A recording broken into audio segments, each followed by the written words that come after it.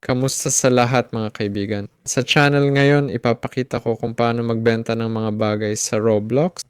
Pumunta tayo sa Roblox, tapos punta tayo sa Create button. Mula sa Create page, punta tayo sa Items para sa ating character.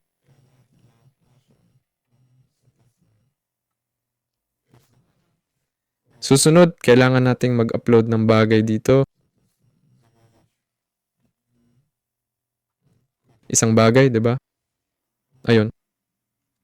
Pagkatapos nito, pumasok tayo. I-click natin ang upload button para mag-upload ng bagay. I-upload natin ang t-shirt, pangalanan nito, tapos i-click ang upload.